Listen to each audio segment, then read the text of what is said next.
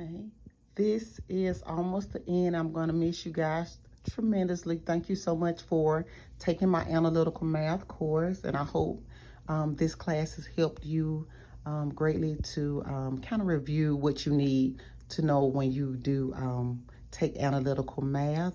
I know you're going to be very successful, so I have no worries. So today, let's do adding and subtracting radical expressions. So for classwork, we're going to do, I want you to do numbers 1 through 12. And for your homework assignment, it takes some time. So I want you to do numbers 13 through 28 for your homework. So let's get started. Okay, I've already wrote it down here. So we're doing adding and subtracting radical expressions. So here, notice that I have 3 square root of 6 minus 4 square root of 6. Well, 6 is already simplified. Okay, so I don't have to break that down anymore.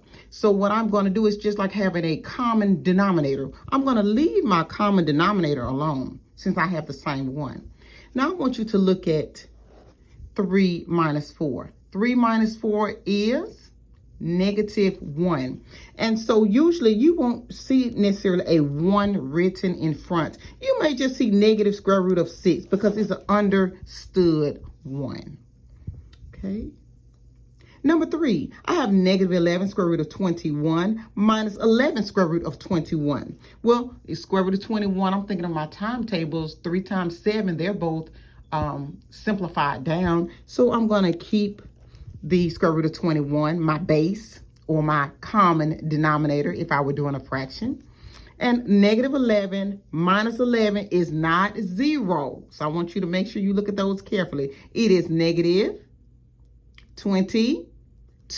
Okay, I just wanted to make sure I'm keeping you on your toes because you may have saw that fairly quickly and say, oh, that answer is 0.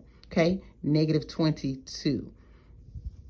Okay, let's look at one that doesn't necessarily have the same common radical. Okay, so first I need help breaking this down. I need you to help me break this down. Give me 2 numbers that when you think about give you 24. The first 2 numbers that come to my mind, 2 factors that come to my mind are 4 times 6. I hope those 2 came to your mind as well. Okay, so the square root of 4 is 2.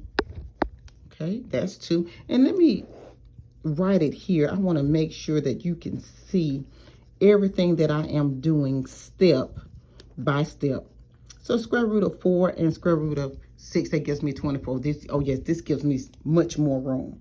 So the square root of 4 is 2. So I'm going to bring that 2 here. I'm going to just write that up here so I remember. Square root of 4 is 2. And 6 cannot be broken down anymore. So let me rewrite this. Well, 2 square root of 6 was already there. I just brought that straight down.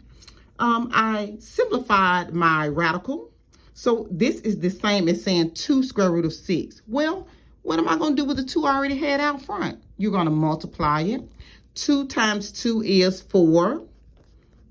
And now instead of the 24, you broke that down to 2 square root of 6. Well, you had 2 square root of 6, but you also had an extra 2 on the outside. So you're going to multiply that. So now I still have my common radical, which is 6. And 2 minus 4 is negative 2. Good. Very good. Very good. Okay, let's try another one. Okay, let me grab one off of the paper here. Let me grab one really quick. What about,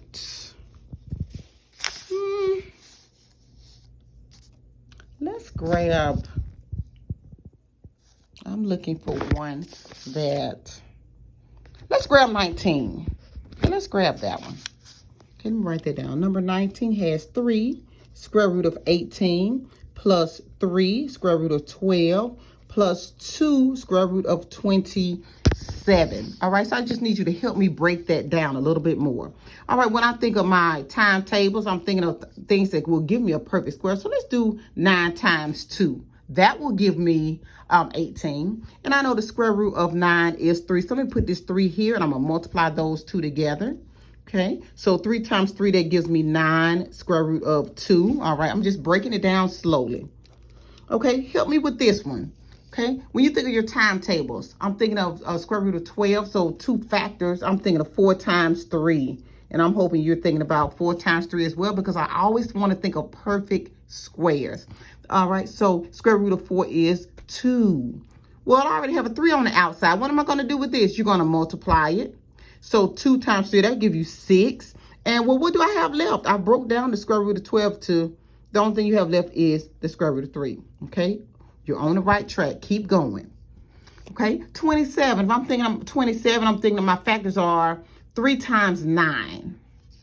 Okay, I'm hoping you thought about that same thing. Well, the square root of 9 is a perfect square. Square root of 9 is 3. All right, I'm put it right here so I remember what to do with it. Well, 3 times, I already had a 2 already here. So 3 times 2, that will give me 6. Well, what do I have left? A 3. The square root of 3. Well, I have 9 square root of 2.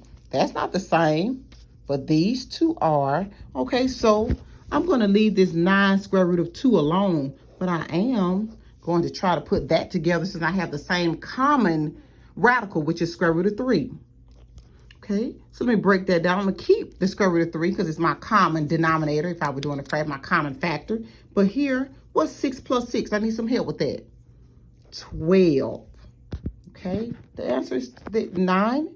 Square root of 2 plus 12, square root of 3. And you are not adding 9 plus 12 and get 21 because they are unlike. They're not like. So if this was square root of 3 and this was square root of 3, yes, I would tell you to add 9 and 12. But since it is not, I want you to leave it just like that. Just like that. Okay, and I wish all of you well. And if you ever need me, I am here to help you at all times. So have a wonderful school year.